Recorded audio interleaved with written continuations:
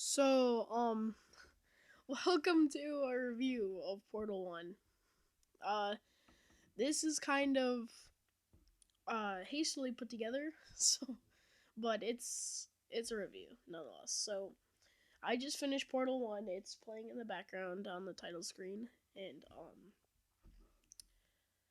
I, I thought it was a pretty good game. I felt like it was more of a ROM hack of Half-Life instead of, an actual game. But as I got farther into it, I realized that they kind of focused and put more time into it and everything and stuff like that. And so I guess I'll go over the story first.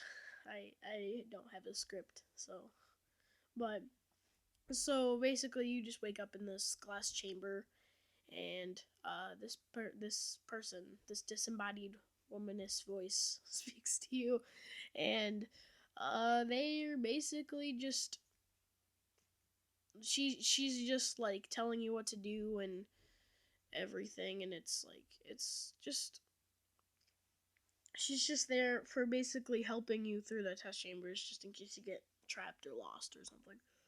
But she also provides like jokes and stuff, which I thought was funny. Um, so that's what happens. You eventually get a blue portal gun, which can only shoot blue portals, and then you have orange portal guns, or orange and blue portal gun, which is the actual portal gun that can shoot orange and blue portals. Um, and then you solve 19 test chambers, which are basically just 19 different levels of different puzzles, and then uh, yeah.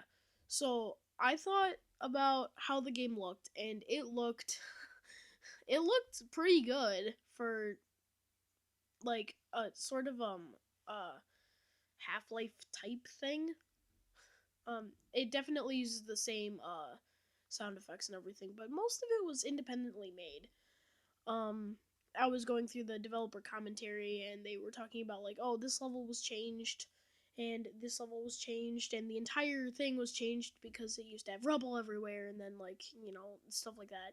And I found it kind of helpful, I guess, sort of, but it was more like extra information. So the developer commentary was pretty good. It had challenge maps.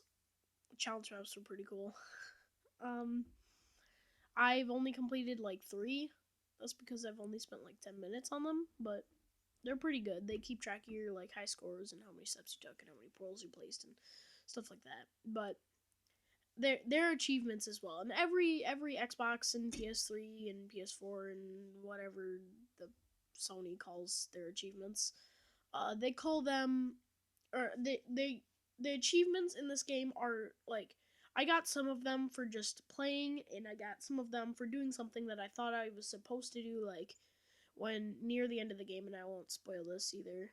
Um, there's a little machine gun thing that, or it's not a turret, it's like a rocket launcher thing, and you have to blow up something in another room, and then it like I've tried to make it blow up itself, and that didn't work, but I got an achievement for it, and I didn't even know it was an achievement. But then there's achievements like out of the blue, only go through orange portals, like only enter orange portals and exit blue portals. It's like, and do that in the entire game, and I'm like, I can't do that. That's too hard. But anyway, enough about that. The game looks pretty good. I mean, it's not like, it still has, maybe just because I don't have an HD TV, so I can't see like the print or whatever, but there's it's good. It's good. I can definitely tell where I'm gonna die and where I'm gonna live and what I can stand on, what I can portal on, and yeah, stuff like that. Usually stuff you can place portals on is like totally white or painted white or something. But yeah. The levels. These levels are so hard. Like, they're not hard, but like I could see someone who going into this doesn't know much about Portal or much about problem solving in general can get just turned around and screwed over in this. But I blew through them pretty quickly. I got all the way to test chamber like 18 within like an hour and a half, which is pretty good for me. But And that brings me to another thing. This game is extremely short. If you're looking for a long game to sort of sit down and just play for, like, say, a live stream, this isn't it. I'm sorry. I mean, unless you want to play this one and then Portal 2 right after it, because Portal 2 is, like, a lengthier game. You have, like, the original testing track, and then you have, like, 4 more testing tracks, and then it's, like, crazy. But, Portal 1 is not a live streaming game. It's a good game if you're looking for something to play really fast. Like, it's like 2 hours, 2.5 hours, depending on how good you are at problem solving and puzzle solving. But it's a good game. I gotta say, it's a good game.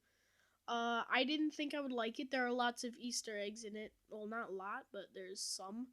Like, there's a lot of there's Black Mesa references all over the place, like stuff that I wouldn't even know because I don't play Half-Life. But there's a screening room where it's showing all, like, the things, and,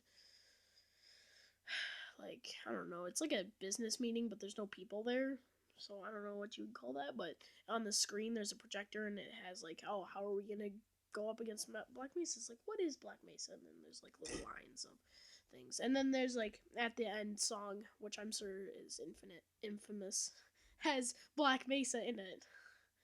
But there's also stuff like the Ratman's dens, which I found really cool. There's an achievement for getting all those, finding all those. There was a caretaker for the facility called Ratman, and I think he overdosed on drugs and went crazy, and then he liked the companion cube, and he just, like, scribbled stuff all over the place, and he was trying to escape. But that's for a different time. So I think I'm gonna discuss the ending now. The ending to this game, and this will contain spoilers, is very well played out. Like, so the test chamber 19 ends with, which is the last test chamber. You're on a moving platform, and then you go and she puts you into a fire, and you have to, like, escape or something. And I didn't really get that at first, but then you basically just have to go through the facility part that you don't see, like the inside rooms and the testing rooms and the little windows, to find her. And then when you do find her, which is, there's this long hallway, you just have to destroy her cores in an incinerator, and then you're done with the game. It's, like, really simple. So I guess that's my review of Portal. I'll see you guys later. Bye then.